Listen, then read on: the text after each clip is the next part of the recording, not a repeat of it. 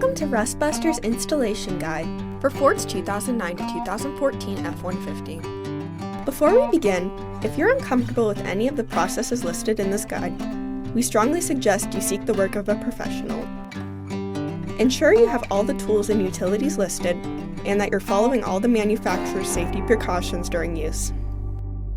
Step 1. Disconnect your vehicle's battery and inspect for potential fire hazards such as leaking fuel lines and engine components. Prepare or remove these before starting. Finally, clear the work area of any safety hazards.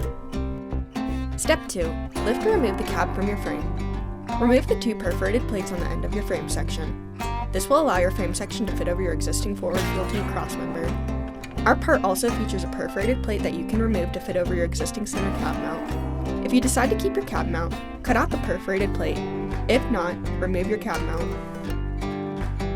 Step 3. After removing the necessary plates, you will need to cut and remove the bottom of the frame where your mid-frame section will sit.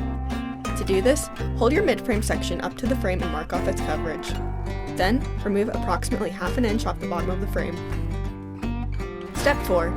Take your mid-frame section and slide it onto the frame using the frame holes to help with the alignment. You can C-clamp your part into place to ensure a tight fit.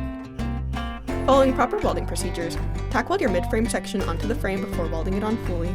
If you removed your center cab mount, we show you how to reinstall it using the installation videos on our YouTube channel. Finally, paint the part with primer or other rust inhibitor to help prevent or reduce the risk of rust formation. We recommend our Rustbuster Rust Converter and Primer Spray. Then you're done.